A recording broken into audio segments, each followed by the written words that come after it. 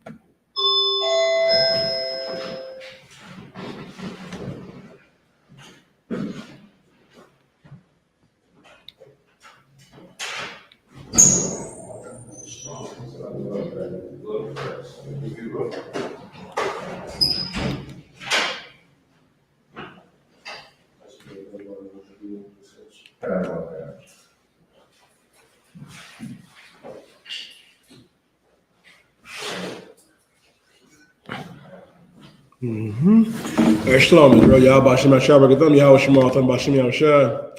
I'm preaching officer 5,000. You die holding it down till 12 Shield General Mahayaman gets here. Mahayaman to be in the building. If you have any questions, you know what I mean? Put your questions in the chat so we can get to them. As soon as the general gets here, we can get right into it. Understand something. Black, Latino, First Nation, man and woman, now is the time to come out of this world. Now is the time to, you know what I mean, to understand that all these distractions that's out here to keep us away from coming back to our God and coming back to our kingdom, coming back into this truth. Now is the time to wake up. Now it's time to realize that the oppressor is the devil that the Bible speaks of, man. Right. And we got to stop doing the wickedness, you know what I mean, that they promote to our people. Shalom, Lord Christ, come on. Understand that. First off, give me Romans chapter 13 and verse 11. Because you know what was interesting? I know everybody was watching the Super Bowl. You know, we all gonna get into that. You know, the general gonna go in on the Super Bowl, going on Usher, Alicia Keys. Understand something? This is what we need to understand. With that our people, a lot of our people don't understand and get too caught up in. You know what I mean? When it comes to sports, now sports is entertaining, you know what I mean? Unlawful to watch, but understand something about it. Like the Super Bowl, the NBA championship, the World Cup, all that is no different than the Roman Coliseum. It's no different. It's a distraction. And then the sad thing is, too, like on top of other things that I realized, too, you know what I mean? And you look at who dictates it, who runs it, you know what I mean? Who, you know what I mean, decides, you know what I mean, what goes on, especially with that media. It's a terrible thing. And then you got to ask yourself, man, and thank Martin Luther King for it, because we are in Black History Month, that we don't even have our own sports leagues. We don't have our own sports leagues. Now, I mean, they upset at the brothers that some of the athletes and entertainers are starting to get into the media themselves. Now is the time to separate all together. Like, imagine that. Imagine separating all together where we don't have to go play in any of the oppressors' leagues because we'll be able to have our own. We'll be able to have our own and won't need their input or to appease them. And then some of the commercials I seen, the brothers was telling me that one commercial came out there that said, Christ didn't hate. I'm just like, ooh-wee. They don't know our king. They don't know Yahweh Shah Mashiach. And it goes to show, man, why this truth is so important. Because what this truth does, it washes you of all the filth that is in your mind that you've been given and what's been promoted to our people that's out here in the world. Because all of this stuff of the oppressor does not matter. Like the Grammys, the sports, you know what I mean, all that other stuff, the music industry, the entertainment industry that they push to our people, you know what I mean? None of that matters. What matters is getting back into this truth and knowing what our God said to do. That's what really matters. Give me Romans chapter 13 and verse 11, Baba Kashar. Okay.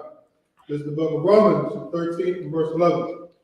And that, knowing the time, that now it is high time to awake out of sleep. And that knowing the time, that it is high time to awake out of sleep. Now was the time to wake up. Now it's time to wake up to the truth, man. Waking up, you know what I mean, to who God's true chosen people are. It's not the Ishmael. It ain't him, It ain't, you know what I mean, the Arabs or those Palestinians. It ain't the Africans. It's us, Black, Latino, and First Nation, man and woman. Now is the time. It's high time to awake out of sleep. Everybody claims to be conscious. You know what I mean? When I go on social media, Karam Yalla, I know you don't pay it no mind. I go on social media, everybody is a philosopher. Everybody is trying to talk politics. Everybody has the answer for our people in our condition, and they do not. They don't. They have no idea that you are still fast asleep. Fast asleep. That's what our God said in that, knowing the time, that it is high time to awake out of sleep. Read on. Okay. For now is our salvation nearer than when we believed. And now is our salvation nearer than when we believed. Now is our salvation nearer. Our salvation, not the salvation of everybody. The salvation is only for the children of Israel. It's only for so-called blacks, Latinos, and Native American Indians. You know, Karam, we did our podcast yesterday, and we got a lot of Palestinians coming in talking about, forget this, forget what y'all talk about. Do you support Palestine? Do you support this? I'm like, well, who supports niggas? Who supports Hispanics and Native American Indians? Right. Are they getting ready to try to pass a bill where they get to send billions of dollars to the Ukraine and to the so-called Jew, the Israeli over there, you know what I mean, in Israel? But not while tightening up, you know what I mean, on the Mexicans, who's the tribe of Isupk, on the Central Americans who are the tribe of Zebulon, on Brazil and Colombia, you know what I mean? Uruguay, who's the tribe of Asher, and Argentina to Chile, who's the tribe of Naphtali. While they're trying to crack down, you know what I mean, on God's chosen people. You don't understand that, man. That's why we have to understand what's going on for our salvation. That's who salvation is for. Salvation is for that Latino, you know what I mean, mother and child that had to crawl through razor wire, you know what I mean, to get over here. Salvation is for that Haitian man and woman that was getting whipped, you know what I mean, at the border. Salvation is for that West Indian brother and sister, man, that's over there suffering real oppression at the hand of the oppressor, who is the devil that the Bible speaks of, man. That's who salvation is for. Salvation ain't for everybody. For our salvation is near, because they don't need salvation. What do they have to be saved from? They got the Diamond District. They run, you know what I mean, the sports leagues. They run Hollywood. They run the music industry. What do they have to be saved from? What do they have to be saved from? It's always us trying to appease them. Give me Micah chapter 2 and verse 10. It's always us trying to appease them and to come, you know what I mean, and you know what I mean, and make it in their society and get their awards. You know, to talk about the Grammys a little bit more, and what made that rough, because you had all that coming through. Like, I was looking at it, and I was like, God damn. And what makes it so sad, like, you got a lot of talented brothers and sisters, and you sitting up here trying to get validation from the oppressor in their awards, where their awards shouldn't mean anything. Like, okay, Karan, what do we need the oppressor's validation for, that you can sing or that you can dance or that you can rap? We know that. We know that. They can't. I hear a lot of talk, you know what I mean, on social media, where they be like, where brothers is debating, well, if Eminem is the GOAT, Eminem is not the GOAT. He's not. He is not. Like, and I never understood that, It's because the oppressor can rap. You know what I mean? You getting ready to crown him and make it seem like he's the GOAT. Shalom, Lord Christ, Shabbat. They do that when you have oppressors that are all right, that are somewhat talented. Like, y'all was trying to crown Christian McCaffrey. Oh, he's one of the greatest running backs ever because he's an oppressor that can run. You know how many brothers can do that? You know how many brothers that can run? Y'all be ready to crown any oppressor or anybody that has some type of talent. Now compare their one to the thousands and thousands and millions upon black men and women that are great at their field. We just do it better, Matham Yad, because we're God's chosen people. And that's just on a small scale. That's just on a carnal small scale when it comes to athletics, when it comes to sports. We know that. We dominate them on the science field, the educational field. We made every, you know what I mean, major and minor invention here, you know what I mean, in the U.S. They know that. That's why we have to understand that we don't need their validation. We don't need that. You don't need to go out there. Like, it was sad looking at Killer Mike going out there talking about, if you believe in your dreams, you can do this. He looked like a brother that was so happy that he finally got Employee of the Month. That's what it looked like. And I like Killer Mike's music. But that's the shameful part. Like if we had our own awards, which we used to, we're going to have them again. I pray you understand. That's what's going to matter. And it ain't going to be no oppressors allowed. That's how it should be. The problem is you want to be validated by the oppressor so bad, you know what I mean, that you'll do anything, step over other brothers and sisters, you know what I mean, and not realizing that none of that garbage is important. That's why our God said this. Give me Micah chapter 2 and verse 10, Bible for sure. This is the book of Micah, chapter 2 and verse 10. Arise ye and depart. Our God said, arise ye and depart, meaning we got to get up out of this place. And now when our God is saying get up out of this place, right, he's not talking about getting on a boat and going somewhere. He's not talking about getting on a plane. It's to take our mind out of this place. Another big thing that's coming up right now, that's going to have a lot of brothers in the world, you know what I mean, terrified. I was talking to a few brothers, Shabar, to slavery, is that Valentine's Day. Some of y'all brothers, you know what I mean, if you don't get your Eve, or you don't get that promiscuous woman, you know what I mean, who's out there in the streets with everybody, Karam y'all, belongs to everybody. A Valentine's Day gift, some cards or some chocolates or whatever, you're going to be sleeping on the couch. It's a rough situation. That's a rough spot. And our God is not for Valentine's Day. Our God is not for these holidays of the oppressor. Like Valentine's Day is a Roman custom. A Roman custom. I believe it's Capernaum. Lucasyria, that's right. Lucasyria, where they went out there, where the oppressors went out there and snatched up any she devil and had they way, whatever. It's a rough situation, come on. That's what you want. Our God said, arise ye and depart. We have to take our mind out of this place. We got to get our mind removed from the customs of America. That's what we have to do. Keep going. Because it is polluted. Because it is polluted. This place is polluted. Like, I don't know if y'all know this. This is a polluted place where they promote all type of wickedness, all type of adultery.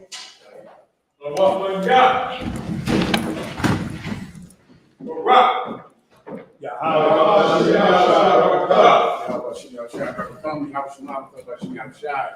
it up. Let's get it on. Of course, I'll take your questions in the room and out the room. I'll go live in 1 second. You need the breakdowns on I can't say the S word, right? The incident at Joel Osteen's church in Houston, Texas. You'll need that, and I believe you'll need probably the breakdown on Monique, and she went on the Club Shay Shay show. We'll go over a few of those things, of course, and I'll answer any other questions that you might have on any other topic, all right? Whenever you're ready, let's get it on. This is from Officer 1000 Parakaza. Mm-hmm. At the headquarters.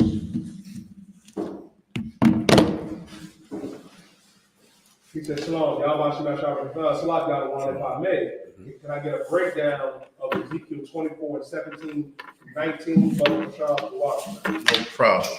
Ezekiel 24 and 17 through 19. No sweat. I don't have a charger in here I could use, do I? I appreciate it.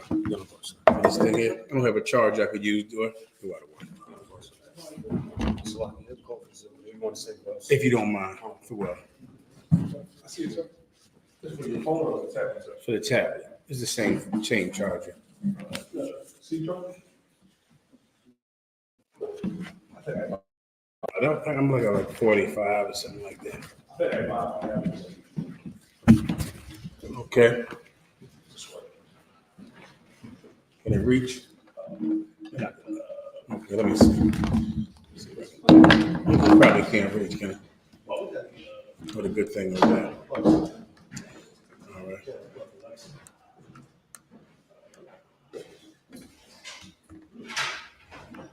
If not, don't sweat it out. I'm good. I'll charge it upstairs or something. Let me get the brother's question, all right? Oh, the green one? That's like so should be one. Oh, right here, sir. Slide. Okay. Okay. All right, there we go. What's the officer's name to ask this question again? Officer Parakaza, sir. Officer Peralta's out of headquarters, right? Look at Ezekiel chapter 24 and verse 17. Forbear to cry, make no mourning for the dead. You better read 2 verses above it. Oh, God. The book of Am I Ezekiel. centered up good on here? Am I right? This camera? No. Go ahead. No, God. It's Ezekiel 24 and 15. Also, the word of the Lord came unto me, saying, Son of man, behold, I take away from thee the desire of thy eye with a stroke. This is a very important precept. This is also included in the breakdown that I was going to attempt to make you understand tonight. I was going to attempt to make you understand something about Jay-Z, something about Kevin Hart, something about Beyonce and Taylor Swift, the football show. The Super Bowl came on yesterday also. I was going to give you a breakdown about the Super Bowl tonight. Lord allow, I'll have time. But this is an important precept to make you understand something that most people will not understand about their enemies. And because of that, you'll never be able to see it or understand it in yourself. This is a scripture about a man named Ezekiel, who was a very famous prophet of God. But Ezekiel, his loyalty was divided. Ezekiel had a wife who was against him being a prophet of God. And he greatly loved his wife.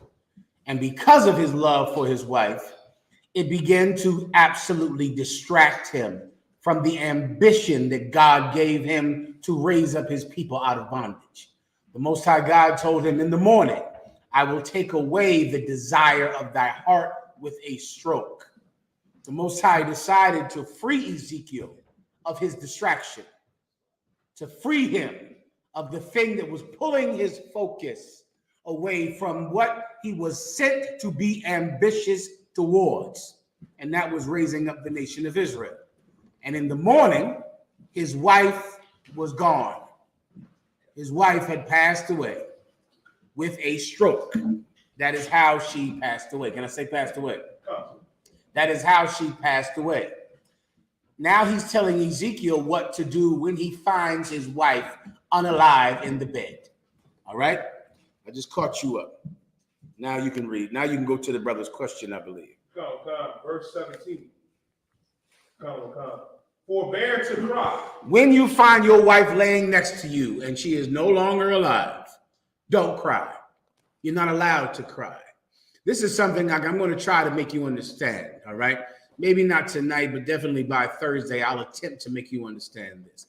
This is the level of focus required to defeat an enemy who has this level of focus. The enemies that we fight, they are this focused. They are like this. That's how they are. The enemies you laugh at and scoff at, like they'll do anything to get rich. They'll do anything to get famous. They'll do anything for money. They'll do anything to be movie stars or politicians or to be president. Our enemies have this level of focus, and there is no way to defeat them without at least equal focus for the Most High's goals. Otherwise, it's impossible. Otherwise, wickedness wants to win more than righteousness wants to win.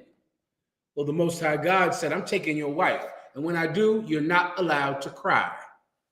Continue. Make no mourning for the dead. Don't make mourning for the dead. You're not going to lament, throw ashes on yourself, lay down and mourn and ache and spend time until you can get done the grieving process. You're not allowed to do that. Why? Because the Babylonians don't mourn. Because the Romans don't mourn. Because our enemies are marching on us and they don't care about what they have to lose to conquer our nation. So sooner or later, men who claim to be so righteous will have to be equally as focused. Continue. Bind the tire of thy head. Bind the tire of thy head. The term attire means clothing, right? Binding, it means to tie. So he's saying simply to tie your headpiece on. Wrap the mitre on your head. Wrap your war scarf. Tie your war scarf.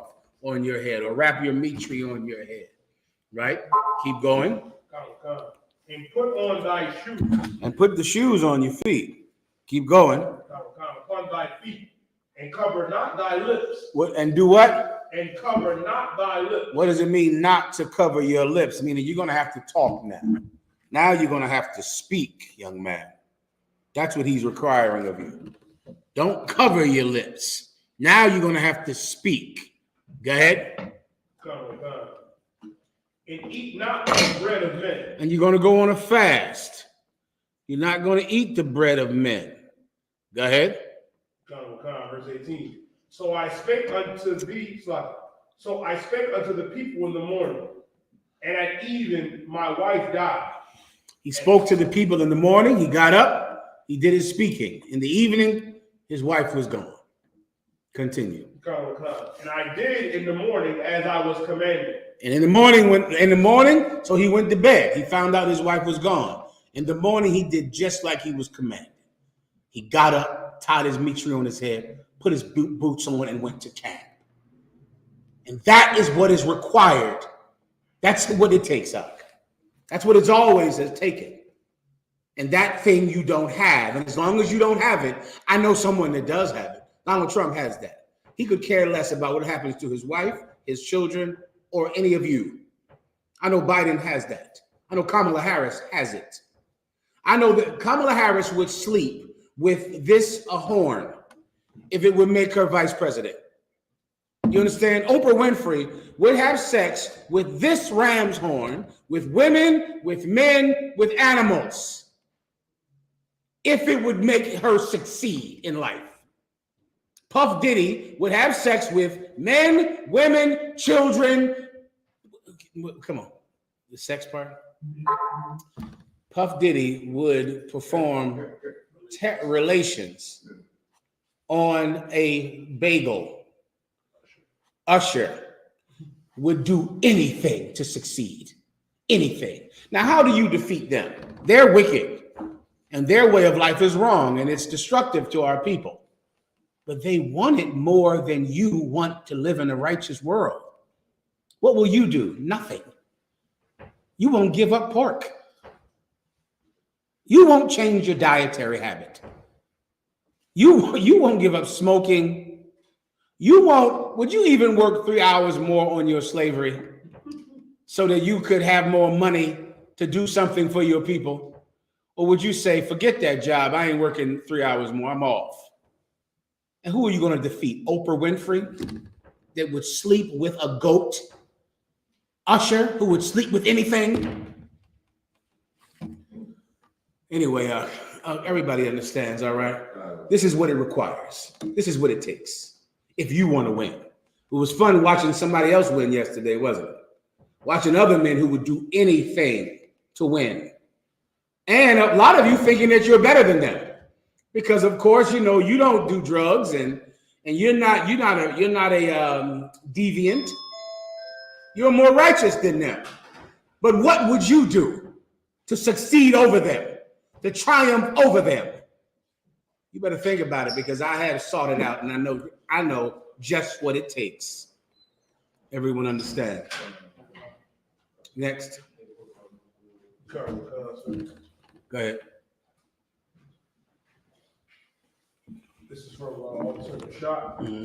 It says, sir, in Tobit 12 and 15, and in Revelation 17 and 1, are they referring to the same 7 angels? Let me hear a little bit of it, just jog my memory.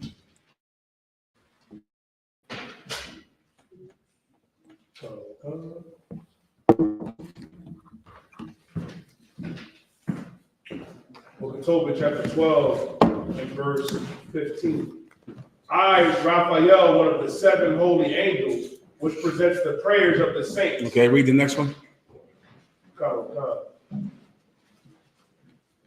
Revelation chapter 17 and verse 1. And there came one of the 7 angels, which had the 7 vials. Yes, is it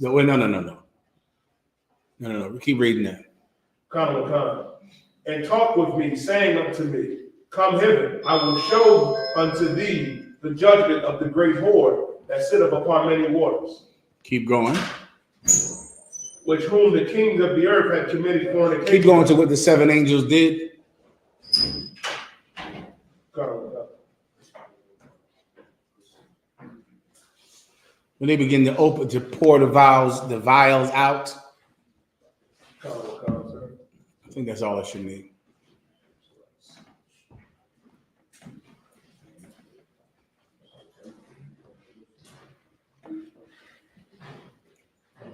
I'm about 90% sure they are the same angels, all right? They're the same 7 angels, right? Also, the seven angels that are in the right hand of Christ in the book of Revelations, those are the same 7 angels as well. Holy angels, meaning they're separate from the other angels, above the other angels, and Christ is above them. All right. Next. Come.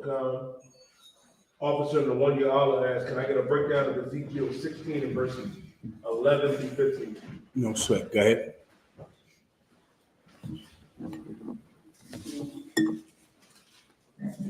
It's the book of Ezekiel, chapter 16, verse 11. I decked thee also with ornaments, and I put bracelets upon thy hand, and a chain on thy neck. Verse 12. And I put a jewel on thy forehead, and earrings in thine ears, and a beautiful crown upon thy head. I need to catch up with you. I can't catch the context. Hold on. Where are you at? Ezekiel chapter 16 and verse 11. 1 second. Ezekiel 16 and 11. All right.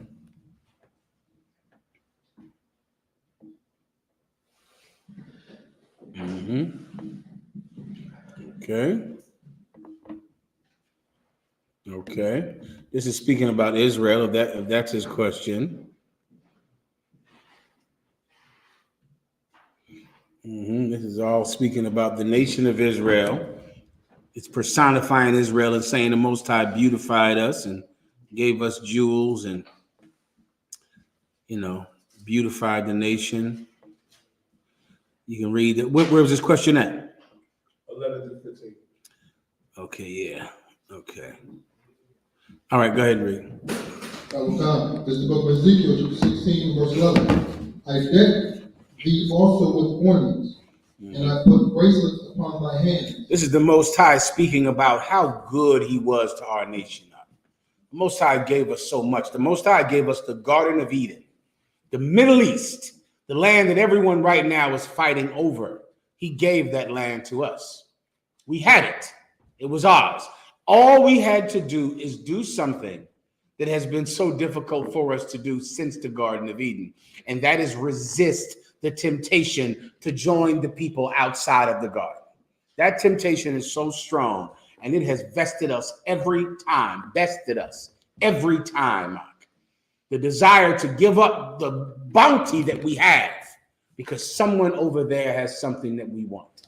That's how we lost our community, if you want to understand it. We lost our community because at one time, when I watched that football game last night, and all the money it generates, all of the intense money, and that halftime show. Do you know that Black people invented that halftime show? There was a show back in the 80s called In Living Color. This is before there was a halftime show. Halftime is when people just went and took a break. That was it. Nothing happened during the halftime. They just went back to the locker rooms and they took a break and they talked about football until they came back out. In Living Color was on opposite the Super Bowl. And they decided to have a quick little show and to tell people to watch them. And when the game was coming back on, they would tell you so you could turn back to the game. And they called it the halftime show. And since then, the NFL has probably made $1 trillion off of that halftime show. That little black show in Living Color is gone and cut off and canceled and is gone. And that's that. I watched the football show last night, the Super Bowl, and I thought about the Negro Leagues in baseball and how at one time, Mark, oh man, can you imagine the economy that was generated from a black baseball team? All of the restaurants, all of the concession stands, all of the people that sell the baseball cards and the uniforms and the different things to support the team. Think about the game and how amazing it was. It was like the Harlem Globetrotters. It was people playing baseball like with tricks. They used to call it showboating. Showboating based on a black play that was out in 1926 that was called Showboat, about black people, you know, who were on like a big a showboat. And white people were trying to oppress them on the black people that lived and worked around this showboat. And they would call it showboating when black baseball players would do ridiculous tricks with baseballs and bats and make it part of the game. And it was so amazing. And then one day, what's the name of it? Major League Baseball came, and they allowed Jackie Robinson to join the white baseball leagues. And that officially ended our community, and it began the civil rights movement. 1 year after Jackie Robinson joined the MLB, that's when the military was integrated. 1 year later. After that, Rosa Parks. After that, Martin Luther King. After that, the March on Washington. But the first thing that happened was one black man said, I would rather take the riches that white people give me than to keep my people secure. Before that, we had mandated support for every black business. You wouldn't have to be begging black people to support your business. The law said they had to support your business. It was law. It was illegal for a black person not to support a black business. But Jackie Robinson, he saw them over there, and they had so much, and they weren't abused and treated cruelly the way black baseball players were. And you could play in a baseball stadium, but you couldn't take a shower in the stadium because you were black. When you could play in front of thousands of people, and those same people, once you leave that stadium, would not serve you in a restaurant. Those same people. They didn't have to be in fear of their lives day and night trying to get out of Mississippi from playing baseball. They had it so much better than us. And after Jackie Robinson, integration came, and our people have been destroyed. Well, this is what the Most High God is saying. I gave you everything. I gave you a community. I gave you everything that you cry about now, you had. Every single thing you want. You want schools, you had them. You want your own economy, you had it. You want decency and kindness and your own culture, you had it. You had wealth and riches and power and industries of your own. I gave you everything. Keep going. And a chain on thy neck, verse 12. And I put a jewel on thy forehead, and earrings in thine ears, and a beautiful crown upon thy head, verse 13. Thus was thou decked with gold and silver, and thy raiment was of fine linen and silk and bordered work. Thou didst eat fine flour and honey and oil, and thou wast exceedingly beautiful, and thou didst prosper into a kingdom. Verse 14, and thou renown went forth among the heathen for thy beauty. And your renown, your fame went forth among the heathen. Look at the Negro baseball leagues. Look at their halftime show. Look at their businesses. Look at their music. Look at their dances. Look at their inventions. Look at how well they fight in the military. Brother, in 1943, the Japanese did a sneak attack on Pearl Harbor. Get this cat's name for me. And there was a black man who was in the Navy serving on one of the ships. And this ship got attacked. And he was a cook because at that time, black people could only be cooks in the Navy. In 1942, the Navy was segregated. Black people were not allowed to fight. They used to call him Cookie, and all they could do was work in the kitchen. This brother never fired a gun, ever. All he did was make eggs and biscuits and beans and cut potatoes. When the Japanese bombed his ship, he crawled from the kitchen up to the top deck and grabbed a gun on the deck, and it shot down, I think, 37 planes, 19 planes. You've never even heard of him. Well, 1 year after Jackie Robinson, they gave guns to black people so that they could do that. Doris Miller. 1 year after Jackie Robinson, they made it legal for that man to shoot a gun. Before that, he wasn't even allowed to shoot a gun in the military. The nations heard about Doris Miller and what he did. Now he climbed up from the galley of a ship and shot down 15 planes, having never shot a gun before. They heard about us. They heard what we could do. They heard about the Buffalo Soldiers and heard about our prowess, our physical and intellectual prowess. We were famous. We had renown. That's him. What did he do? How many planes did he shoot down? You can keep reading. He'll tell us. Keep going. Oh God. For it was perfect through my comeliness. It was what? Perfect through my comeliness. This is something that's hard for us to understand. Jackie Robinson didn't. I know when black people saw that the MLB let Jackie Robinson play football, I know they thought it was an achievement. I know they said, whoa, one of us made it to the big leagues. I know they thought it was a great achievement that a black person was able to play baseball and that baseball was integrated. They had no idea that their way of living and their lifestyle and their way of earning a living was going to go. They didn't even understand it. Our oppressor knows your value. What you don't know is that your value comes from God's grace. It is not because you're so smart or you're so tall or you're so fast or you're so smart. The beauty that you see in black people, our athletic ability, our intellectual ability comes from God's grace. And once you lose God, you lose that ability. It's gone. And now you look at the people now, you're shocked to hear about black inventors, aren't you? You can't believe black people invented the things they did. Why? Because you don't see that in your people anymore. You're shocked that they did anything of value. Why? Because once you leave God's law, he leaves you. And now you're stunned that a black person could do anything of value. You die. It says Doris Miller helped carry wounded sailors to safety during the attack on Pearl Harbor. Then he manned an anti-aircraft gun, and despite no prior training in gunnery, officially shot down one plane, according to the Navy Department. But Doris and other eyewitnesses claim the ranges were from 4 to 6 planes. Never touched that gun. Didn't know anything about that gun at all. Carried the wounded out and went up and grabbed the gun and just shot down the planes. 1 year after Jackie Robinson, that became legal. That was illegal when he did that. That was illegal. Keep reading the other scripture. O God, which I have put upon thee, saith the Lord God. Verse 15. But thou didst trust in thine own beauty. What did we do?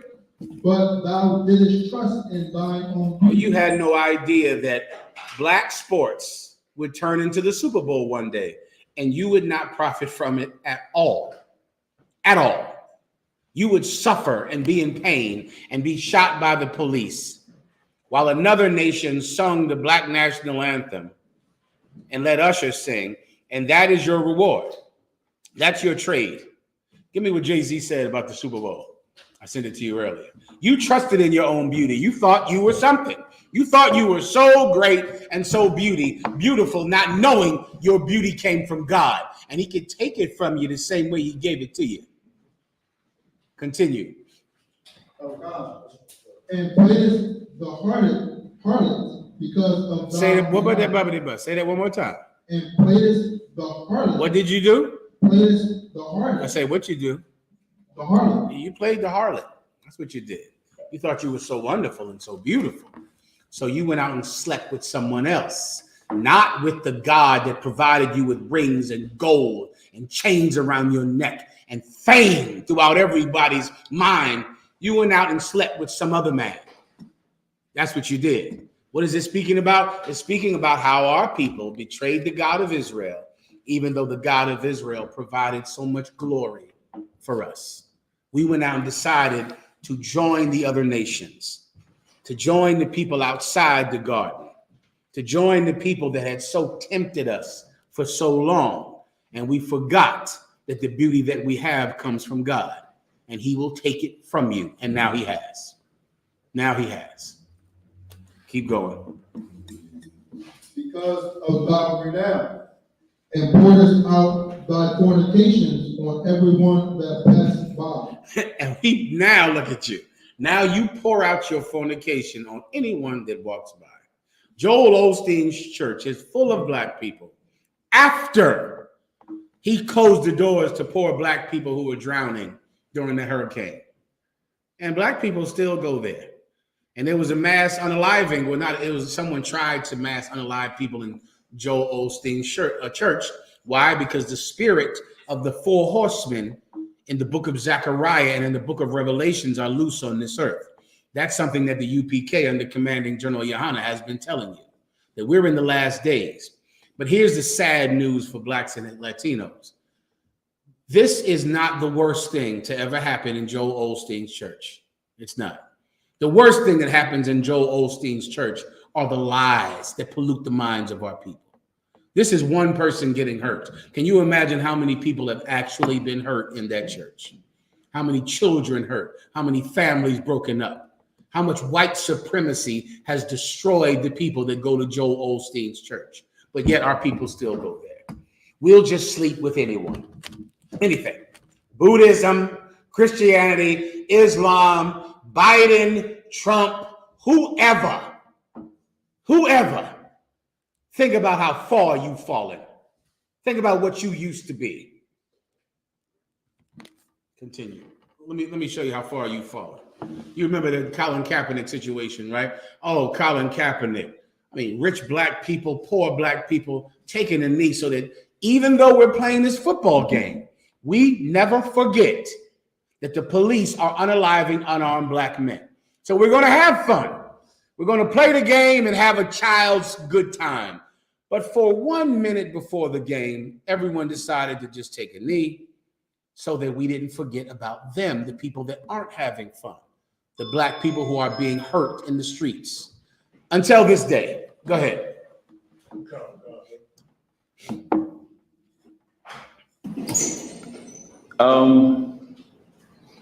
Okay, I think we passed kneeling. Yeah, I think it's time. Rewind. Okay, it's on the real. I want you to bring your attention to that woman right behind him. You see that woman right there? That woman is a drug trafficker who snitched on everyone that she was working with and was pardoned by Donald Trump. Donald Trump gave her a pardon. She snitched on every Hispanic that she was working with. They went to jail forever. She got out of jail and was standing behind Jay-Z when he made this statement. Started working with Jay-Z. And that's her right there. You can look up her name. And I'll play what Jay-Z said one more time. Go ahead. Okay, I think we passed kneeling. Yeah, I think it's time to go into actionable items. I think everyone knows what the issue is. And we're done with that.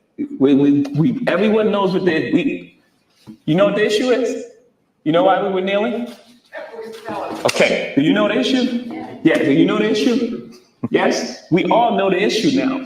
Okay, next. What are we moving on next? Next, everybody. Next. They sung the Black National Anthem.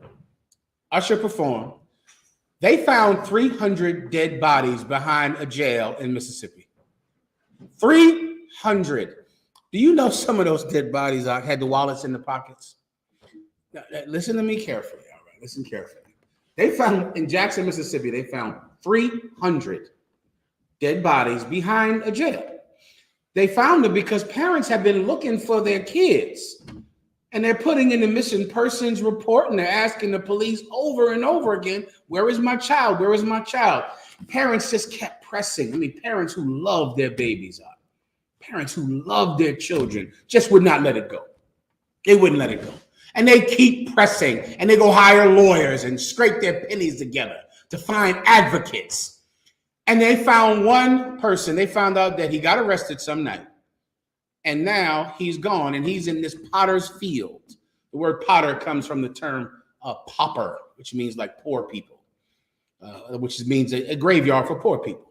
He's in some field. He's been there for a year. And they just found him.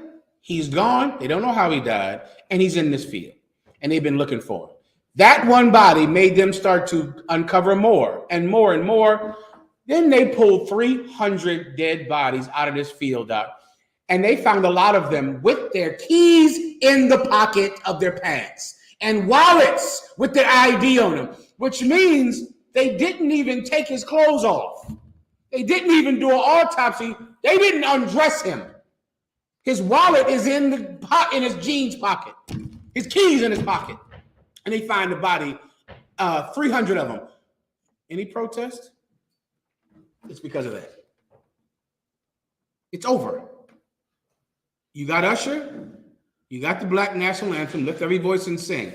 Now, when they find dead bodies, no one can do anything. And you know why? Because Jay-Z is a piece of garbage. But here's the problem. Jay-Z wants to be famous and rich more than you care about your children. And because of that, you can't beat Jay-Z. Because he'll do anything to be rich. He'll betray his people. He'll do anything. Now, how are you going to defeat him? What will you won't do anything. You can barely get up and make any sacrifice at all. What are you going to do? Be better than Jay-Z, who will betray his entire race? How will you defeat him? By doing what? How? When you can do nothing that is uncomfortable. You can do nothing that requires any sacrifice. You can only do what you love. He'll do anything. And that's why he wins. And in the end, you know what you'll do? You'll idolize a man with greater ambition than you. You'll idolize him. You'll look up to him because you know he has something that you don't have. See, in this school, we walk a different path. We know that the only way to defeat a man like this is to be willing to fight and to sacrifice more than him. We will do anything to free our people. And I pray you understand that. Anything. Anything at all. Jay-Z cannot match our ambition. He's not up to it. He cannot match our drive, our determination. We will do anything. And once a man who is in righteousness is as ambitious as a man is in wickedness, then God steps in to make the judgment. And now he steps in to decide who he's with. So now this is how we lost everything. This is us whoring ourselves with anyone and everyone. Jay-Z whored himself to Roger Goodell. You whored yourself, I guess, to, entertainment, I guess to watching TV. Seems like. To Usher, I guess. Usher has herpes, just so you know, Alicia Keys. Alicia Keys has HIV, and Usher has herpes. Bubba, nobody knows that? Alexa, does Alicia Keys have HIV? Alicia Keys is healthy and has not battled any significant illness. Alexa, does Alicia Keys have HIV? I do not have information. Look it up in your phones, everyone. Some things get a little too hot for Alexa. Alicia Keys is Alexa, stop. Alicia Keys' mother was a IV drug user, and she was born with HIV. She's battling it, and pray the Lord is with her, and I hope she's fine. But she has HIV. She was born with HIV. You can just look it up in your phone. I'll give you a second.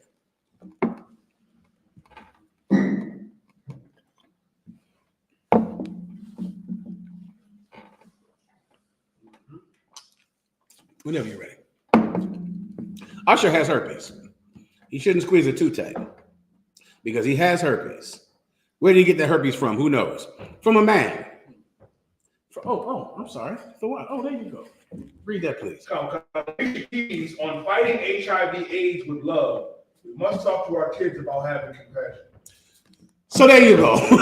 Okay, that's the case. Once again, it's not her fault in this case because her mother was a drug addict. Some brother decided to make a baby with this woman, but what can you do? All right. She has HIV. Usher has herpes. We're in bad shape as a people, everyone. Everybody understands? We're in pretty bad shape. Look how far we have fallen. That's how far we've fallen. Are we done with this? Next. Go ahead, Shalom, sir. Can I get a general breakdown on Acts chapter 15, verse 10? Book of Acts chapter 15, verse 10. Now therefore, by attempt to put a yoke of the disciples, which neither our fathers nor we were able to bear. Give me a little context. Where's this about? I was listening to a Christian pastor Mhm. with my cousin. Talked to me, say we shouldn't be doing the laws because they was complaining that they couldn't do it either. You use this scripture. I said that doesn't make sense. Did you steal his wallet? So, Next time, steal his wallet. Wouldn't that be right? What does the Bible say? that's not still. Can't do that. It's too hard. How can we be expected to do that? They couldn't. He'll see what a ridiculous thing that he's saying. You see, what is he going to be? Defeat Jay-Z, this guy, this preacher? What is he going to do in his life? Nothing. He's a loser, Rock. He'll never amount to anything. He'll just be some loudmouth that talks to people around the way and does nothing with his life because he can't, what? Switch to turkey bacon? Who is he going to defeat? What problems in the black society is he going to solve? Is he going to save souls? Is he going to get black people into the kingdom of heaven? He can't eat turkey bacon. He's a loser.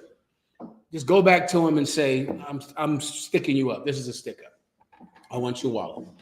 And then come back to me and tell me what he said. I'll answer your question after that. All right.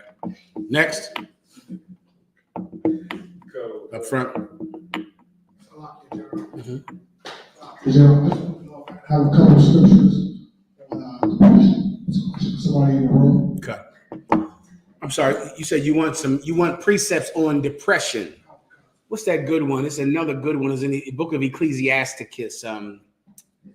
It's a perfect phrase. It's in Ecclesiasticus. It's about a depression. Let me give it to you in a nutshell. Depression has to be resisted. It has to be fought, right? Depression is, the whole term depress is like being low, being down. This precept uses some phrase that means exactly that. And it's in the book of Ecclesiasticus in the Apocrypha. It's slowly coming to me, right? Depression has to be fought. You have to resist it. If you do not resist it, then let me make it very simple for you. You don't deserve to live because you don't see the value in life and you're not willing to fight for it. You ever been fishing before? What'd you fish for? What kind of fish? I mean, do you like fishing? Not really. Hunting, nothing, anything like that? Anyone like fishing before? Well, if you've been fishing, right? Okay, part of the fun of fishing is because the fish are fighting to stay alive. Do you understand? That feeling like, boom, they hit and you pulling and you pulling and you dragging and you dragging. And brother, I mean, there are some fish out that'll wear your behind out.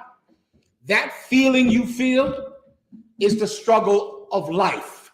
That feeling. The fish, they do not want to die. You, if you need to eat that fish, you don't want to die either because you need to eat this fish. And you're in a battle with life at that moment. If you don't realize that when you are feeling suicidal, when you're down, when you're giving up, then you simply don't deserve to live because you don't value life. The minute you value life and you feel something making you go down, making you want to kill yourself, making you want to lose everything. Brother, what would a fish do? You won't do that. You won't do what a trout would do. Shalom. You understand, right? Shalom. Let me get, you have a precept for me? Go ahead. From Officer Yagazar. Yeah, you have it as well in the back? What's the one you have? Ecclesiasticus 30 and 21. Right, you were the last one I remember bringing it up, so I know he know it. Ecclesiasticus what? 30 and 21. 30 and 21. You can read that, warrior. Does it start at 21 or is it more above it? Okay. Is it any below it? Okay. To 23. Mm-hmm. This is the book of Ecclesiasticus, chapter 30 and verse 21. Give not over thy mind to heaviness. That's what you need. Give not over thy mind to heaviness. You get the concept, right? Heaviness is trying to do what? take over your mind. Why is it called heaviness? Because it brings you down. It depresses you. You think about the money that you don't have, the grandmama you lost. If I could think about how many people I've had to counsel about an 85-year-old grandmama dying, I know you don't really value life. Grandmamas are supposed to die, everybody. That's what they do. You understand, right? The only way that you won't lose your grandmama is what? Who can blow my mind with the answer? Let a sister answer the question. Because the sisters go through this. Your grandmama dies, she's 85, she's 90 years old. She dies. So many people will talk about this for the rest of their life, that the day they lost their grandmother, that's when everything went downhill. That's when they got on drugs. That's when they lost the hope to live. That's when everything was ruined in their life, when their 85-year-old grandmother died. The only way you will not experience your grandmother dying is under what situation? Sisters. No, people die in the truth too, right? There's only one way that you will not experience your grandmother dying. And if you don't know this, this is where the problem lies. This is probably the issue. Sister, give her a hand. That's it. Right. The only way that you will not go through your grandmama dying is if your grandmama goes through you dying. That's it. Grandmamas are supposed to die. Parents are supposed to die before the child. There is no way that you will not go through your parents dying. There is one way, and that's if, come on, sister, is if your parent has to lose a child. When parents die and grandparents die, that's the way of life. That's how it's supposed to be. A good thing has happened. The tragedy has not happened. When the other way happens, that's a terrible thing. When a parent has to lose a child, that's unnatural. Do you understand? That's a curse. But when you lose your parents, come on, man. This is how life is supposed to be. You better find a way to deal with it. If not, it will weigh you down, because old people are going to keep dying. Or you will. One or the other. Don't give yourself over to heaviness. Don't let it take you. You feel it trying to take you. You better stop it. You better fight it. Continue. And afflict not thyself in thine own counsel. And do not afflict yourself in your own counsel. Let me give you the very simple understanding of that. You're thinking to yourself about what you should do about this problem that you have. In the thinking, do not think of things that hurt you, because that is what will feel good to you, is to be in more pain, is to just get more sad. You have a breakup with some bitch, some broad. What do you want now? To get good and drunk, to get so drunk that you're throwing up, to get so drunk that you're crying, to turn on sad songs and make a ton of sad, stupid rap. Like the son of you sad rappers making sad rap that I hear Ariana listening to and go, what in the hell is that? Who broke up with him? I know his friend died, clearly. His friend is gone. He misses him. Who broke up with him after he lost his friend? You die. Oh, Jesus. The long social media posts. What you want to do, it feels good to hurt yourself because you're in pain, and that demon wants to hurt you more. When you go to have thoughts about what you should do about your depression, do not do things that hurt you more, right? Don't do things. Do something to bring you up. Do you get my point? Do something to cheer the hell up. You know what cheers a person up well? Stop thinking about yourself and all of your problems, what you lost and what you don't have. You know what helps? Think about someone else. Think about them and what they don't have and what they need. Before you know it, you're not thinking about yourself so much, you don't feel so bad anymore. Everybody understands. Continue. Verse 22. I'm sorry, let the officer read. That was your precept, right? You asked the question, right? Let me let him read so I can move on. Go ahead. Ecclesiastes chapter 30 and verse 22. The gladness of the heart is the life of man. You better believe that, warrior. The gladness of the heart is the life of man. You got to find a way out. Cheer the hell up. Get your mind off yourself. What would you do if you were in prison? You find a way to survive in there. That's what you do in there. It's like a stage. You get in there first, you're all scared to death. You don't know what's going to happen. You're worried. You're trying to get out. All of a sudden, you realize you're going to be in there. And then you make your peace with it and you start exercising. And you start reading. Before you know it, you graduate from college. In jail. Things you could never do outside. Things you would never think about doing. Now you begin to want to live. And even though you might not want to fight, you're fighting in there. Why? Because you want to survive. So now you're fighting. Now you're not taking any garbage off of anyone. You're reading books. You're defending yourself. Why? The struggle to survive. It's the essence of everything we do. Wanting to live. Wanting it. Desiring it. More than the people that want to hurt you. Keep going. Read that part again. Ecclesiastes chapter 30 verse 22. The gladness of the heart is the life of man. Come on. And the joyfulness of man prolongeth his days. I don't know what else I can do for you. If you want to kill yourself, listen. I'm the wrong one to come to for that. I can't help you with that. Maybe this world needs space. Maybe you're taking up too much space here. Maybe once you're gone, and other people go, you hear what happened to so and so? He killed himself. Shh, that can't be me. Get that. I ain't going out like him. Maybe in losing you, the world will be a better place because everyone will see that they don't ever want to be like you. They'll see you are a coward and you took a coward's way out. And everyone will look at you and avoid being like you. Some of us want to live. Some of us want to live. Anything else? So Come on. Verse 23 and verse 24 really good. 23. Come. Please. Verse 23. Love thine own soul and comfort thy heart. You better do that, brother. Love your own soul. What's your soul? Your soul is not your body. Your soul is what is you. What is you and it's yours, and you got to hold on to it. What thing are you going to want to lose? Because what thing will make you lose your soul? What are you willing to give up your soul for? What happened to you?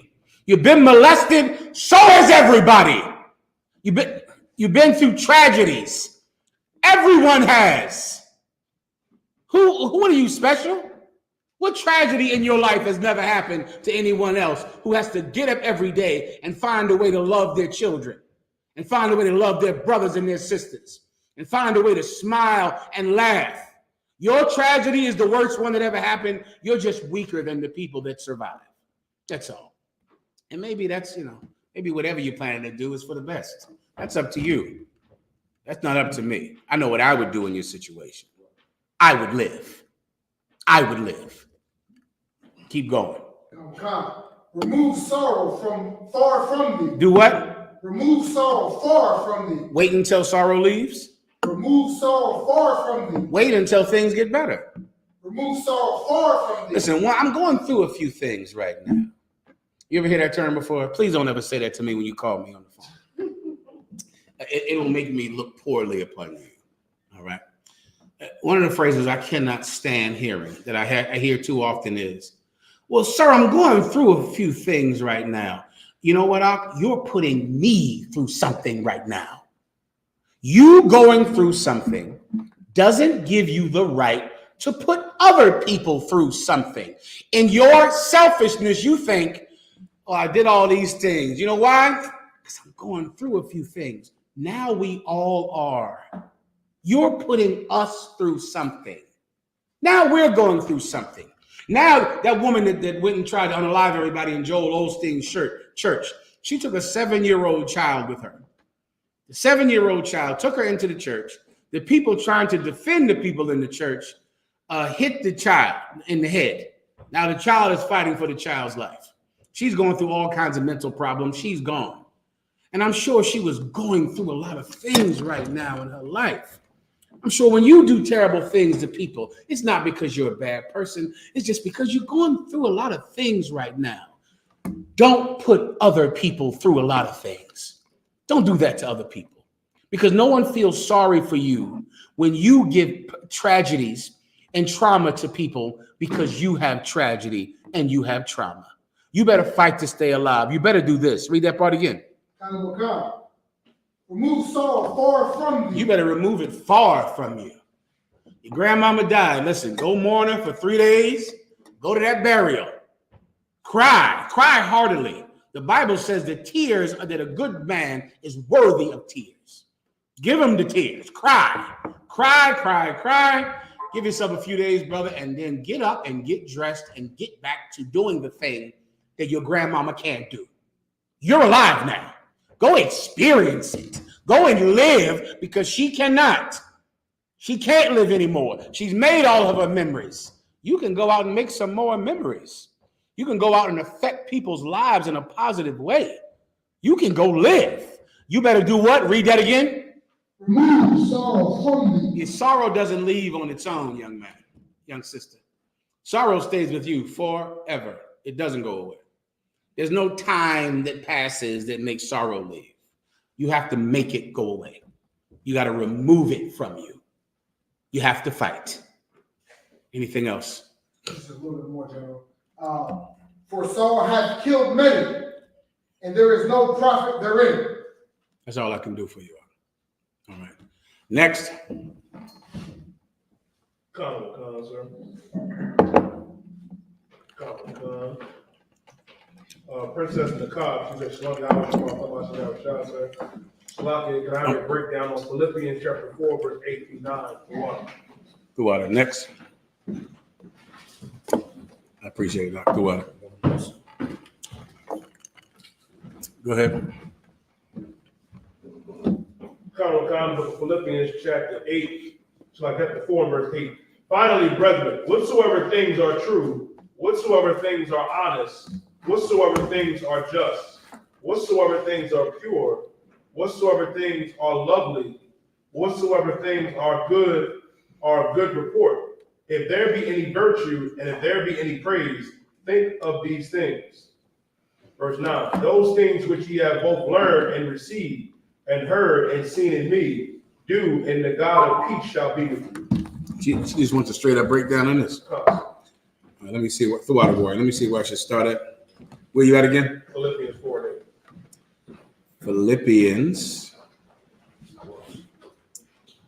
Philippians 4 and 8. What's the sister's name? Nakab. Sister Nakab. Okay.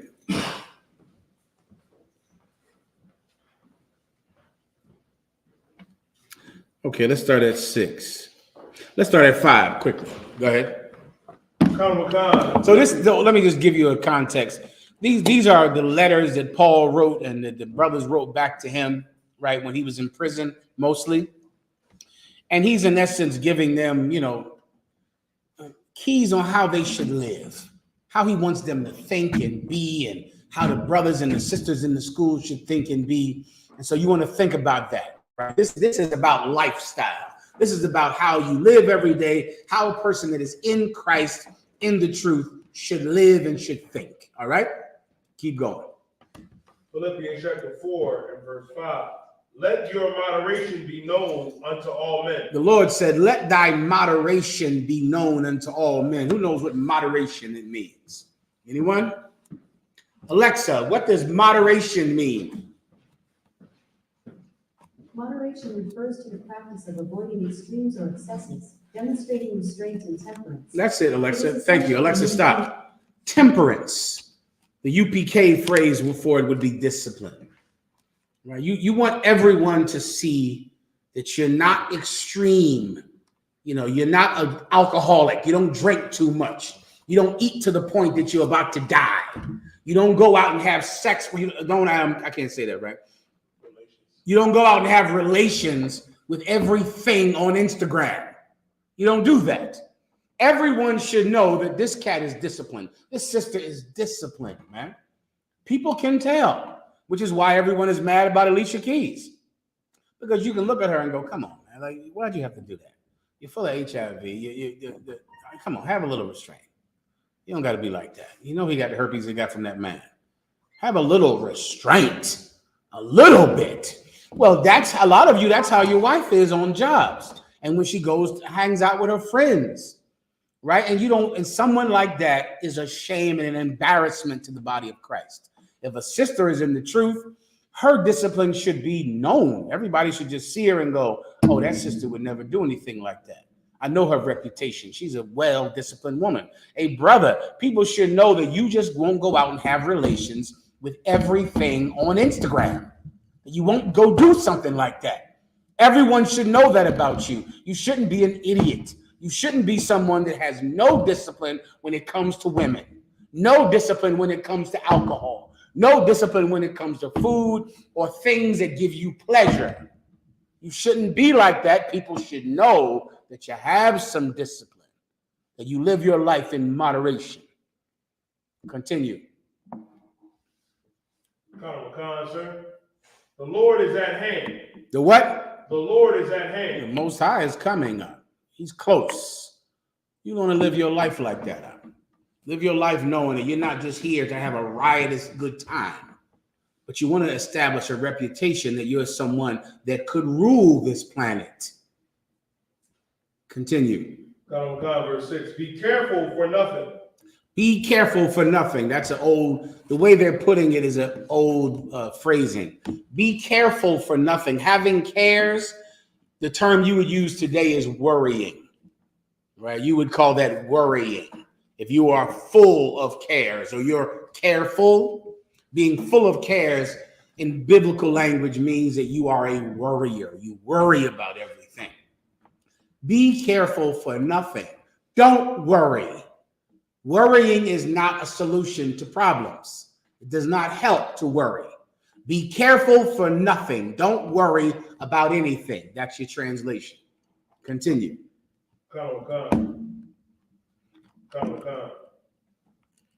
But in everything by prayer and supplication, with thanksgiving, let your requests be made known unto God. But in everything with prayer and supplication. Supplication means that you beg the Most High for it.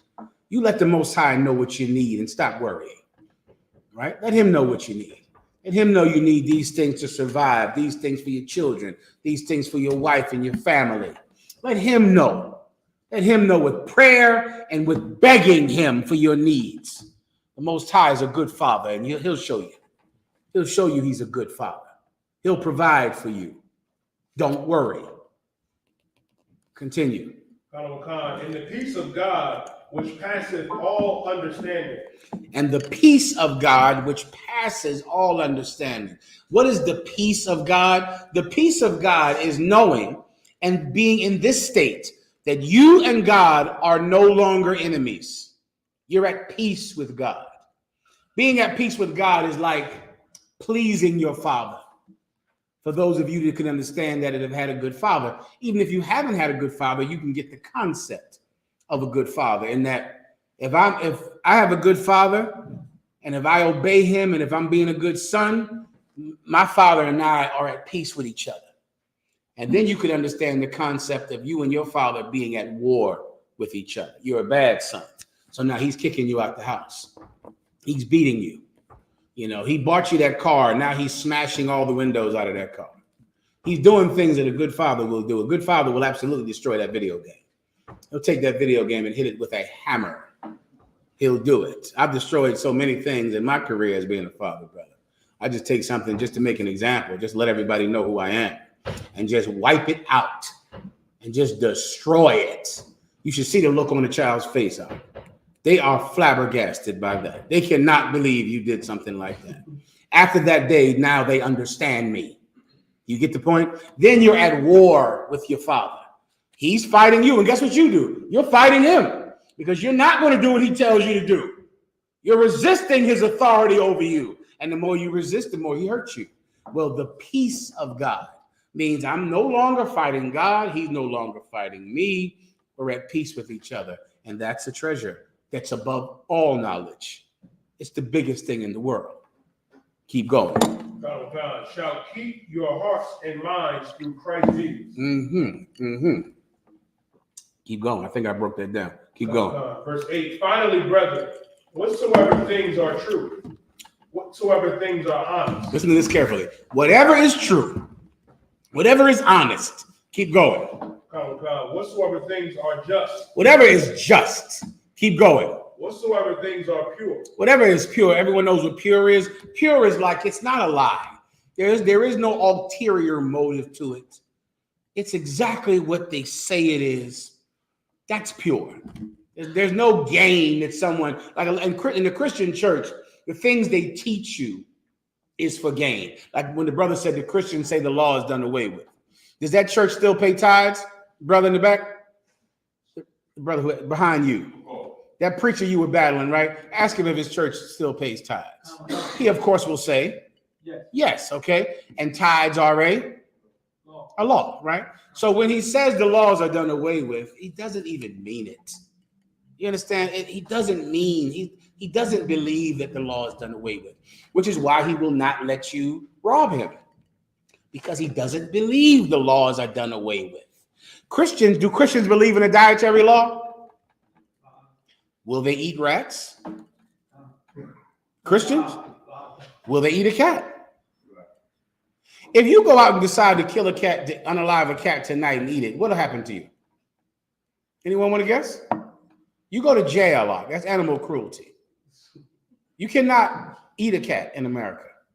America has a, come on. Law. What kind of law? Animal rights. A dietary law. You cannot eat a cat in America. You cannot eat a dog in America. If you cook some dog up, you're going to jail. Do you understand? If a restaurant says, no problem, I don't believe in the law, so I'm cooking up cat with the egg fried rice and the chicken fried rice. I don't believe in the law. That restaurant is getting shut down because America has a dietary law. So when you say you don't believe in the dietary law, that of course is not true, because you will not eat rats and cats and dogs. Do you understand? That's not pure when they say they don't believe in the law. They're lying to you. They believe in the laws that profit them. They don't believe in the laws that don't. Do you get my point? That's really what's pure. Certain laws we are going to do in the church. We're going to keep a dietary law when it comes to cats, dogs, and the rats. But we're not going to keep a dietary law when it comes to bacon. We're going to keep the law when it comes to tithes, but we're not going to keep the law when it makes us not have relations with something that we want to have relations with. So what's really true is we will keep certain laws if we want to. But of course, that doesn't sound as nice as the law is done away with. It doesn't sound as, dramatic. They don't believe it. It's not pure. But when you come into the truth, you want to find something that's pure. We believe in the law. You understand? That's for real. We're not joking. We're not using it, in some way to believe in some and not the others. We understand the law and we believe in it. That's pure. Keep going. Sir. Whatsoever things are lovely. Whatsoever things are lovely, beautiful. What's beautiful, brother, is brothers coming together. That's what the Bible says. It's beautiful. It's lovely. You see brothers in unity with each other. You know what's lovely? To have a family that does not fight. That is a glorious thing. It's something you can achieve in the truth. You don't have to fight in front of your children. You don't have to do that. You'd be shocked the amount of moderation it would take for you not to fight in front of your children and make your children cry and go hide in their rooms because you are arguing and fighting and screaming at their mother or at your significant other. It takes a little discipline to not argue in front of your children. It's beautiful for your children to say, well, my mother and father, they don't argue in front of me. They don't do that. I've never seen them speak to each other in an evil way. You want to blow your child's mind? Kiss your wife, in front of your child. Just do this, kiss her. And out of the corner of your eye, glance over there. And you'll see your child begin to glow. You'll see a glow in them, like, wow, They love each other, and that's what made me. Right? I'm love because that made me. They love one another. You do that in front of your child. You're going to, and just don't let them know you're looking, but look. You're going to see something that's lovely, something that's beautiful. Continue. Whatsoever things are of good report. Whatsoever things are of good report. That's what you want. You want to have a good report about yourself. Somebody can come say, God damn, look at what he did. Look at what she did. Those kind of things, that's what you want to have your life about. Things that are honorable, decent, kind. You want me to sum this up for you in one word, in one phrase? Be a good person. Do that. Go be a good person. Be just and kind and fair and lovely. Do it. Go be a good person. And what you'll find is that one day you'll teach the world to be better. That's what'll happen. That's what it is to be in the truth. That's what we're all here trying to do, is to be good people, to be just, to be fair, to be kind. That's what we have. That's what the law of God is trying to achieve in you. Continue. Come. If there be any virtue, and if there be any praise, think on these things. What is virtue? Virtue is ability. That's what virtue is. What is praise? When you are praised for your kindness and your ability and your discipline. If there be any of that, you think on these things. Think about that. Have your mind set on these qualities that I've just described to you just now. Anything else? Verse 9. Go ahead.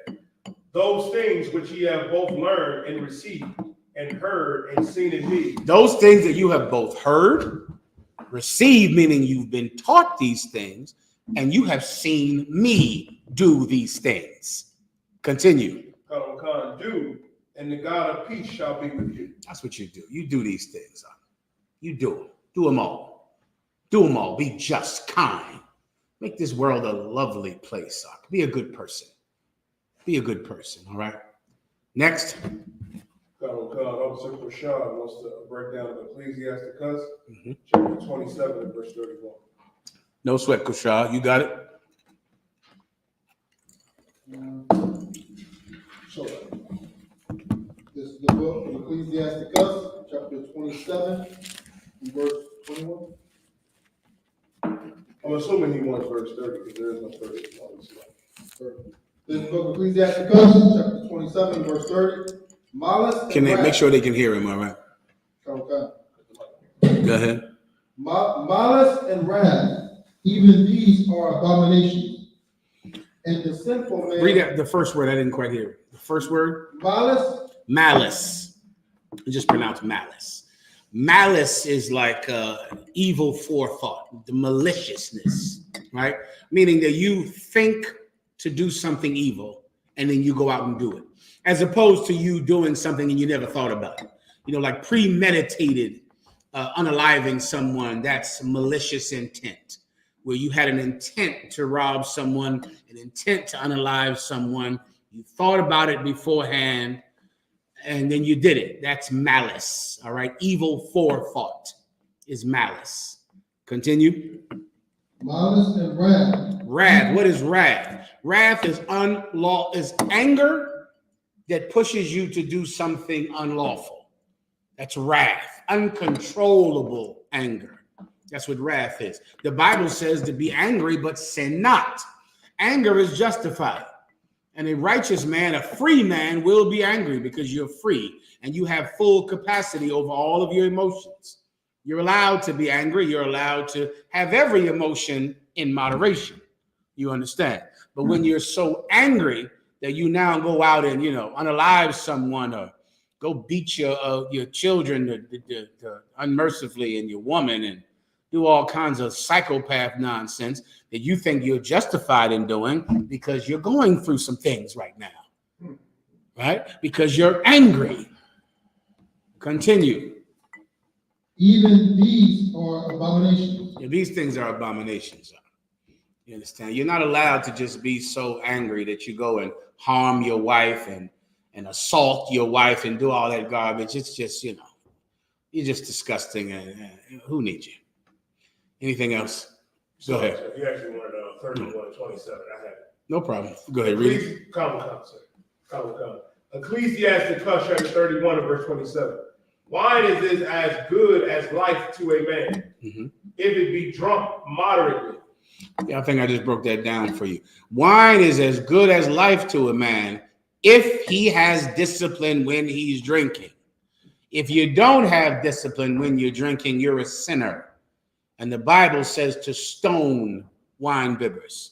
You get dragged to the gates of the city and they stone you until you're gone.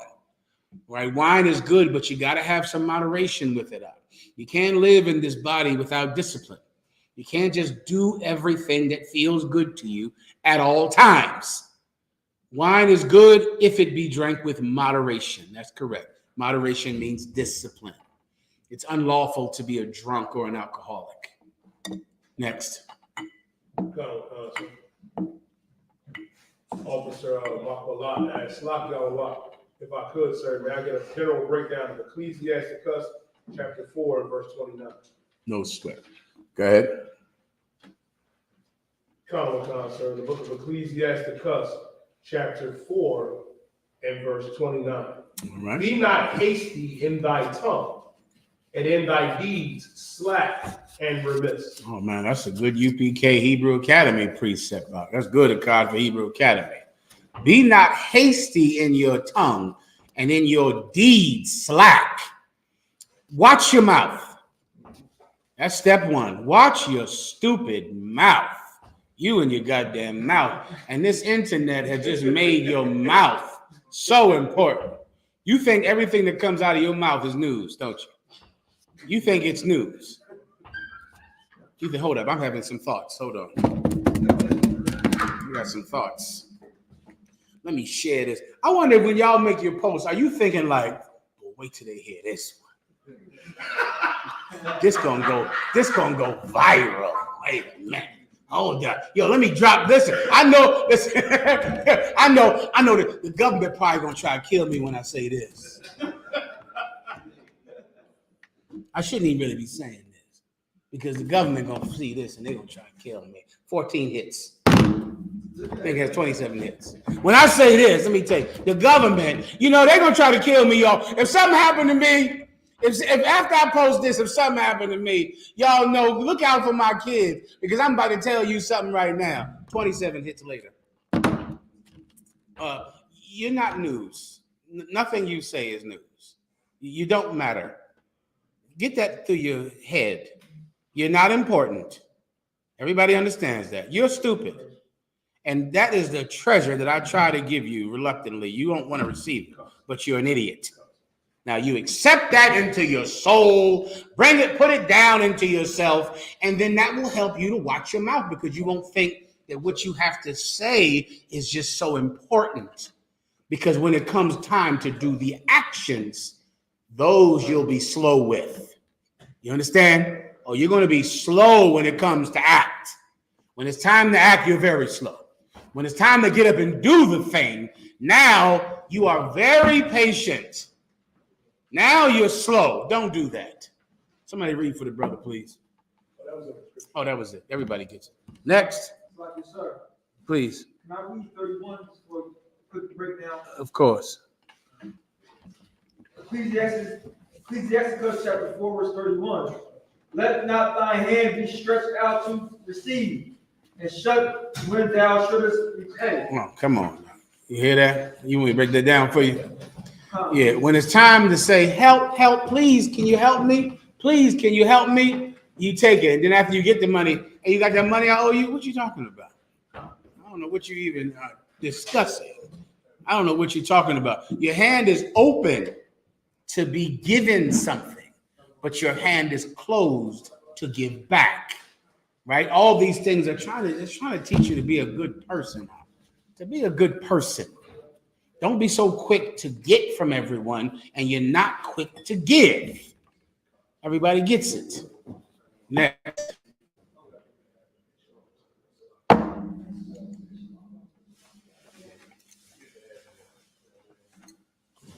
Done? Sister, 1 second. Sister in the back. All right. You said to be careful with how you treat people because you never know how you're or who you're interacting with, Right. because they could potentially be an angel. Mm-hmm. So in the Bible, angels are described as like a masculine figure. Mm-hmm. So does that mean that they're only men? Because that would go against God's will for women if they were refused. Okay, there's no, to my knowledge, I don't recall any precepts about angels being women. There might be one. Someone look it up for me in the book of Ezra. See if there's one scripture about an angel being a woman or a female angel. Okay, there might be one to my knowledge. In essence, to understand angels, think warriors. They're like soldiers. You get my point. And of course, angels don't need to have relations to make babies. Do you understand? So there's no reason for them to have men and women. But I believe there is a precept that's saying something about a woman angel. So let me find it real fast. It'll jog my memory, all right?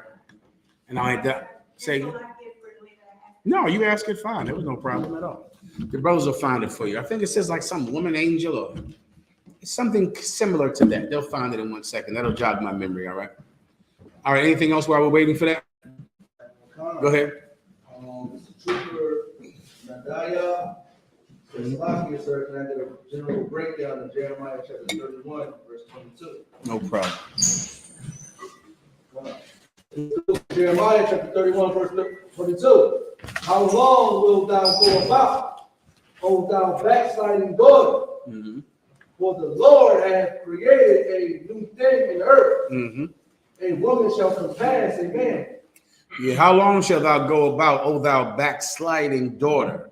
For the Most High have created a new thing in the earth.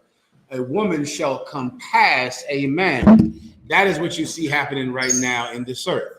And when that begins to happen, that's the fall of society. Like so many of the problems that women have are because they can't find men. I remember that woman, Gail. You know who Gail is, right? You know who Gail is, everybody, right? Gail, Oprah's friend. She was on some show. The brother sent me a video, right? And she said that now Gail is about 100 years old. And Gail is single. And so many black women are single. Like it's an epidemic.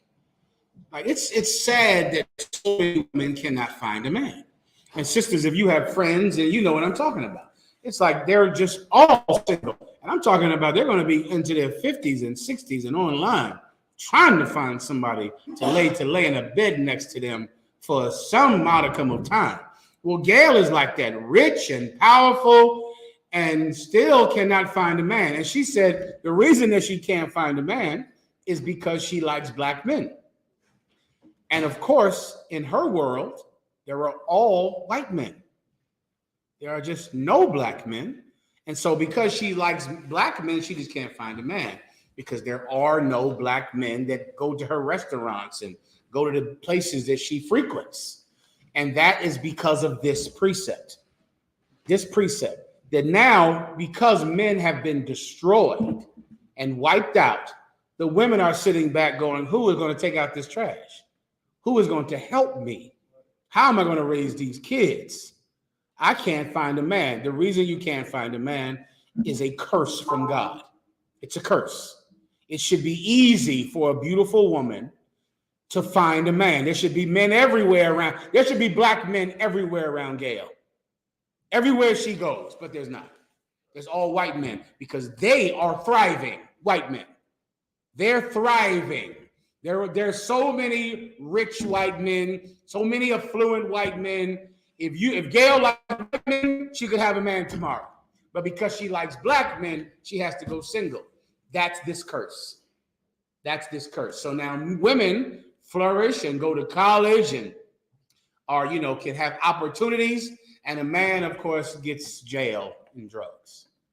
Right? And that's a new thing in this earth. Everybody understands. There was a time when a woman needed a man to survive. The Most High gave us laws to protect widows because widows had to have a man. There's a law in the Bible that if you have a brother and your brother is unalive and has a child with his wife, you must marry his former wife to take care of her and to raise up a child in your brother's name. She needs you. her husband is unalived, she's going to be poor and without protection. That was how life used to be, but we couldn't have it like that. So now you have a woman who has resources and money and an education, but of course there's no man at all that she can share it with because they're destroyed. Everybody understands. Anything else? Princess Kaya says, "Luckily, sir, can I get a general breakdown of Galatians chapter 6, verse 15?" No problem. It's the book of Galatians chapter 6, verse 15. "For in Christ Jesus neither circumcision availeth anything, nor uncircumcision, but a new creature." Neither circumcision availeth anything. In the Bible, right, we have a law of being circumcised on the 8th day of our birth, right? Every male child, right? But even in the Old Testament, the Most High God said that the circumcision of the heart is real circumcision. The child was physically circumcised so that the parents could dedicate the child to the Most High God, and that child would have to go through pain as a baby to make that covenant. And that's why the foreskin of the child's penis was cut off at 8 days old, right? And that's the law. In the New Testament, the Most High God said that circumcising your heart, making a promise to God in your heart, that's the real covenant with God. And so that's why in the New Testament, Paul is saying this. Read it again. "For in Christ Jesus neither circumcision availeth anything." Circumcision does not avail, does not do anything. You can be circumcised as a baby. It does not mean you won't grow up to be a bastard. It doesn't mean you won't grow up to be the evilest person in the world. Everyone in the mafia is circumcised. Every serial unaliver is circumcised. Every child abuser is circumcised. Circumcision means nothing at all, right? It means nothing. It's irrelevant. Keep going.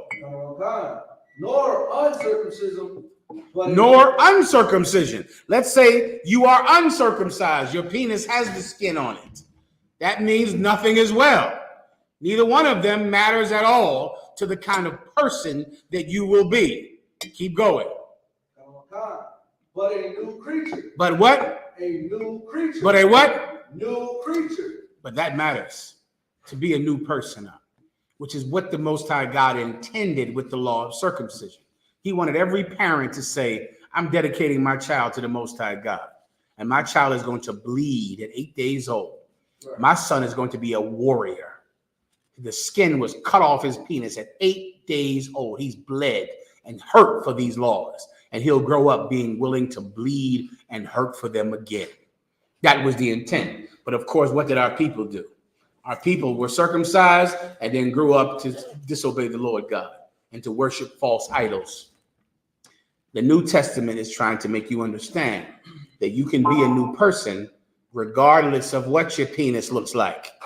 You can be a new creature with the skin on your penis or the skin off. You being a new creature is really what matters. Being a new person, being born again, being changed from the person you were before. Continue. Verse 16. "And as many as walk according to this rule, peace be on them." Oh, brother, if you live like this, man, listen, peace be upon you. You're going to have a good life, and the Most High will not be against you. He won't fight you. He'll be on your side if you're a new creature. Anything else? Lies, sir, but I do got the scripture about the angel, about the sister. Please. This is Zechariah chapter 5, verse 9. Then lifted I up mine eyes and looked, and behold, there came out 2 women, and the wings was in their wings, for they had wings like the wings of a stork, and they lifted up the ephod between the earth and the heaven. So this brother absolutely saw 2 women angels. So what does that mean? You better be nice to women you meet too. You better be kind to them. You better be nice to everybody that you meet, every Israelite that you meet, because that person could be an angel. Now, of course, the majority of all of the precepts in the Bible speak about men because they're warriors. But these two women who had wings, the prophet of God saw them, and they were lifting up the ephah. Ephah is like thing that you can carry something in, like a goat's skin or a goat's bladder or something like that you can carry wine in or oil in. And they saw it lifting up. They saw it in the vision, these women that had wings. So yes, if you see a woman, be nice to her too. She could be an angel. To your question, all right? Next. Brother AJ says, lucky I don't want, if I may ask, with your grace, can I get a short story on how Abba Bivens started One West? Give AJ a hand. He knows how to ask a question. That's a man of honor and dignity, of class and sophistication. Abba Bivens, right? Now, of course, these things, I've been in the truth since 1995. That's when I went through Hebrew Academy, the 95 or 96, right? I think I've been in the truth since 1995. I could have been through Hebrew Academy in 96, or I went through Hebrew Academy in 95. I can't recall, right? I've served under Commanding General Yahanna directly since 1999, right? And so, of course, these things I have learned from Commanding General Yahanna, all right? So now, Abba Bivens, how can I go? Let me I'll try to give you a brief history, but I got to go back to slavery, all right? So you go back to the time of slavery. Slavery had just ended at the end of the Civil War. People from the North went down to the South to talk to the slaves. You can go on YouTube right now. There's a video of the last surviving person that was on a slave ship. Find that video if you could. Or look up slave narratives. Right now, when I was young, we didn't have this. But now you can go on YouTube and look up slave narratives. You can get an audio recording of a person who was on the last slave ship that was dropped off in America. All right? That happened at the end of the Civil War. People from the North, abolitionists, people who were against slavery when slavery was over, they went down to the South to talk to people who were previously slaves. And they spoke to them and they talked to them, right? At the same time, all the religions came down. The Catholics and the Protestants came down. When they came down, they found something that they were unexpected. They found out that there was a class of Black people in the South that were Jews, that read the Bible, that would hide in the caves because at that time, your eyes were burned out of your head if you were caught reading the Bible after Nat Turner's rebellion. But there were Black people that, like Nat Turner, who identified with the slaves in Egypt in the Bible. Nat Turner's rebellion was caused because Nat Turner believed that he was an Israelite and that the people enslaving him were the Egyptians. And he believed that it was God's will that the Israelites destroy the Egyptians, and then he went to unalive his slave masters. All right? He believed that he was an Israelite. Nat Turner. You can go look up Nat Turner's writings where he will say what I just said just now. After that, if a slave was caught reading the Bible, their eyes were burned out of their head. You can get many books where they'll discuss how slaves had their eyes burned out of their heads for reading the Bible. Well, when the people came down from the North to talk to the slaves, they see these people that say, we're Jews, we're Israelites. We hide in caves at night and read the Bible by torch fire. And they tied bandanas on their heads. You can get the book From Nature Knows No Color Line, where they're going to wear the headscarves like we wear today. They would go into the caves, tie bandanas or war scarves on their head, read the Bible, and know that what the slave master was teaching them in church on Sunday was a lie, that he was an Egyptian and they were the Israelites. He was the oppressor and they were the chosen people of God. When the Christian abolitionists saw that, they went to New York and they sent for Jewish rabbis to come and talk to these Black people who believed they were Jews. White people came from New York down to the South, and they began to say, listen, you're Jews, no problem. We're going to teach you how to be Jews. We're going to teach you Judaism. And then these white people from New York began to teach them Judaism, to teach them, and they learned it from them. And then a lot of them went to New York to go be in these Jewish synagogues, right? The white people from New York brought them up to New York to be their black congregations, right, in New York. And that went on for a while, and there was a number of black people in New York who were black Jews in New York. That went on for a while. Now, there was a church, I forget the name of the church, I can't recall. It was a synagogue that was run by this white Jewish person, right? This went on for a time. Now, I'm fast forwarding in time, till the 60s, right? And there's a portion of black people that live in New York, and they are Jews, but they're learning from white Jewish people in the synagogues of New York. Then there was a man named Abba Bibbins who was in one of those synagogues. He, very similar to Nat Turner, began to take a more militant stance on the Bible and his belief that he was a Jew. And it was very different because since the time of slavery, that militancy and that aggression had been stomped out of the black people that believed they were Jews by their Jewish rabbis. They began to be very passive, very Shabbat Shalom, very, a happy Sabbath, happy Shabbat. They began to be very passive. Abba Bibbins was very aggressive. And he began to stand up in synagogue and speak against his rabbi and to speak against him. And it was a mess in the synagogue. And it would cause a whole revolution to happen.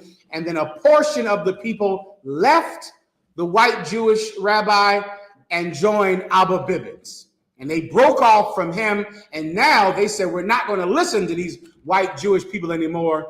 We are the children of God. We're Israelites. We shouldn't be learning from them. Before that, they were wearing, yarmulkes, the scarves, the tassels, everything like white Jewish people. But then they left that synagogue believing that they shouldn't be there. They were more militant.